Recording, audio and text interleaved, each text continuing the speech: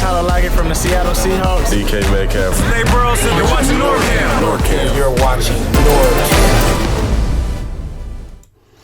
Hey, what's up, everybody? This is NorbCam coming at you with a quick free agency update. As you see in the title, the Seahawks signed Benson Mayowa. And my first reaction, which I'm sure a lot of you were too, is like, all right, Benson Mayowa. Who was that again? Sounds familiar. Well, he should sound familiar because he was with the Seahawks his first year in the league in 2013, the year we went to the Super Bowl. But probably didn't leave that much of a memory because he only played in a couple games, had like a couple tackles, and pretty much was gone after that. He went to go play with the Oakland Raiders for a couple seasons, went to the Dallas Cowboys, then to the Cardinals, and then went back to the Raiders last year. And the good thing about Mayowa is that despite his sort of forgettable start in Seattle, he's been pretty reliable. He wasn't much of a starter, but he played in at least 12 games in all those seasons, and played the last two seasons. It played in 15 games, even though he didn't really play as a starter. But the really good news is I touched my eye, breaking all kinds of COVID rules. Sorry about that. Excuse me. The nice thing about it is he has actually been really productive as a pass rusher the last couple of years. In Arizona, he had 4 sacks, and last year with Oakland, he had 7. So that gives him 11 sacks over the last 2 seasons. So we're looking at a guy who's been pretty durable. He plays, doesn't miss a lot of games, has had numbers on the rise. And so he comes in at a pretty good price. They pull up an image of him here. There he is, Benson Mayowa, defensive end, age 28. So he's still got gas in the tank. A 1-year, $3 million guaranteed price, which is not bad for a pass rusher of his caliber. Potentially up to $4 million if all incentives and such actually kick in. So I think this is a pretty good pickup. And I see that I spelled his name wrong at the bottom there. Forgive me for my typo. But this is I think it's a pretty good move by the Seahawks as we still await the Clowney sweepstakes. We still do not have a firm answer on Clowney, but I can tell you that Clowney has publicly, or at least as far as in the league's concerned, has lowered his price tag from what he was hoping to get $20 million or more. He has actually told teams that he will take lesser money, and has gotten the attention now of the New York Jets and the Tennessee Titans. They are in contact with his people. And of course, Seattle's just sitting back and waiting because they gave him an offer similar to that way back before all the free agency season started. So Seattle's just kind of put their bid in, and they just are continue to wait as they watch his stock slowly drop. So really the question now is, will anybody come back and go, well, that's a little bit more what we're willing to go for. Let's make it 19 or 18, and maybe the Seahawks number is at 17. That's yet to be determined. And, to me, it just further reemphasizes the point that, a player, he was quoted as saying he'd love to come back to Seattle. But, almost every player, with a few exceptions, say they'd love to be on that team. But in the end, they're shopping for the best deal that they can get, which is, I'm not going to argue with that, right? I mean, we all want to get the best salary that we can. And of course, you want to play for or work for a company, as it turns out, as players, with a team is like you working for a company. You want a team or a company that you like. I'd like to think he does like it here, but in the end, what will it come down to? Is it going to be $1 million difference that will separate him from a team like the Titans? Or is he going to look at the big picture and go, well, I could make $1.5 million more with the New York Jets, or I could go to a Super Bowl caliber team with the Seahawks. So I would like to think that if it comes down to it, that as long as Seattle stays in that pretty close to what they plan to spend, then this deal will still happen. And in the meantime, they're still continuing to make moves like this to bolster the roles of need that they have. So I think this works out perfectly, and while still maintaining that potential to bring back Clowney. So this is all good, I believe, at this point, and just kind of have to wait and see as we continue along this path. The NFL has confirmed that we are going to have expanded playoffs this season, and they're determined that we're going to have the NFL season start on time. Easier said than done. You can say that right now because nothing matters because we're still like 4 or 5 months away. But really, however, the situation with the coronavirus as it plays out for the next few months will obviously determine whether we will have football starting on time or not. Right now, too early, I think, to say, to determine whether we will have football in the fall. But fingers crossed, because I would love to see football continue on, and hopefully by that time, society is in a safe enough place that we can feel like we can comfortably go back to watching football games and sitting next to each other, and cheering and screaming, and not worrying about the guy behind you going, yeah, and then have him just spit raining down on you and not feeling like, oh God, I just got virused. So hopefully, that is not going to be the case come September, but we shall find out in time. What other things? A couple of the moves that Seattle made. This is cap space moves, but they did let go of Ed Dickson, tight end Ed Dickson. No surprise there. He really was not much of a contributor last season, unfortunately, due to his injuries. He was released, and so was Tedrick Thompson. He cleared waivers, and so he will be on a team, I'm sure, somewhere around the NFL, but not in a Seahawk uniform.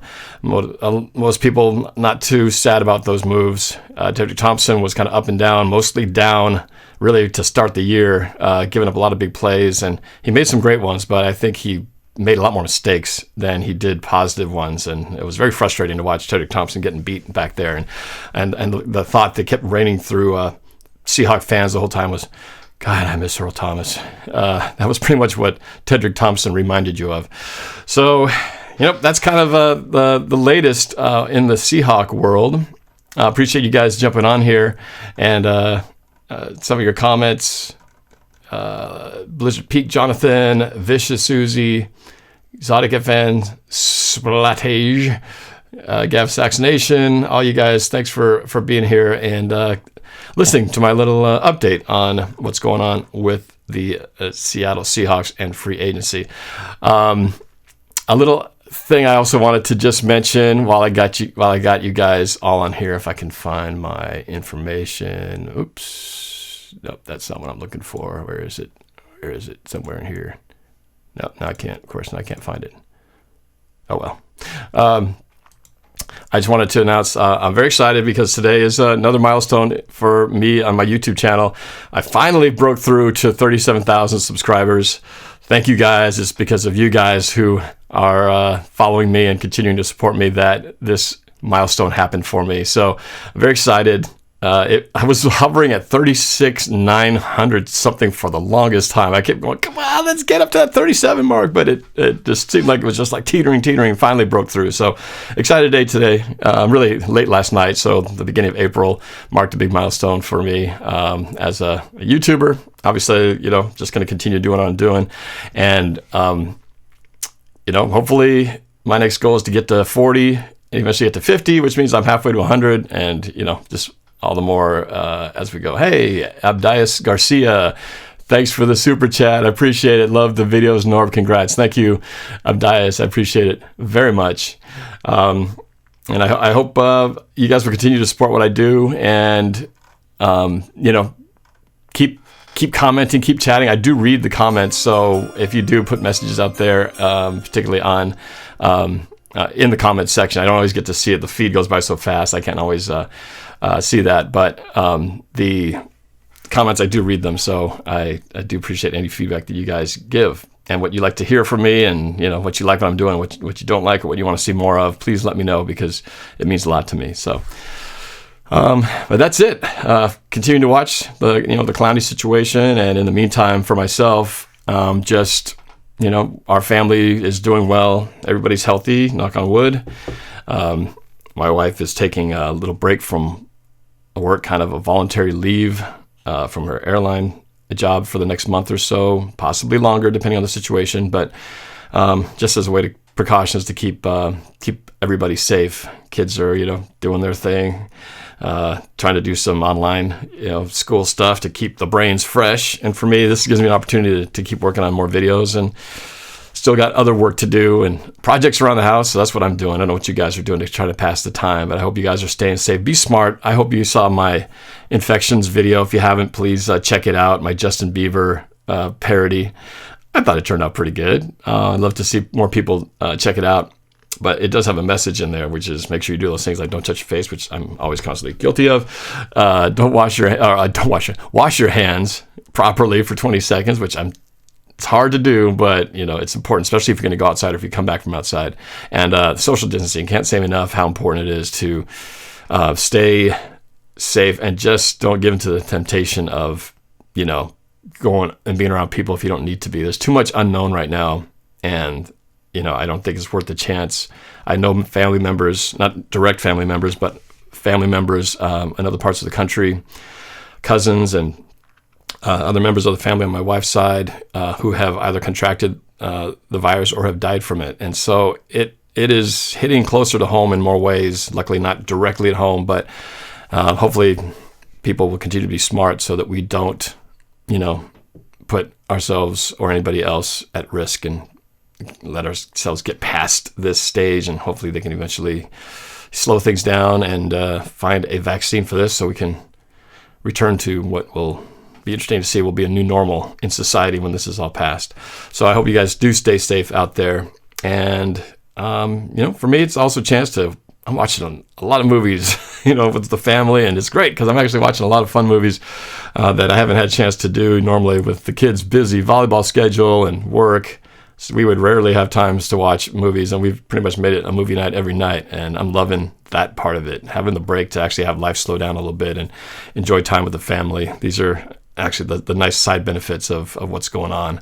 So, so just stay safe out there. And a shout out, I shouted this out in my music video, but I think I have people I know who actually work in the medical side, and they're nurses and other technicians, and I've heard directly from them how challenging and how difficult it is with their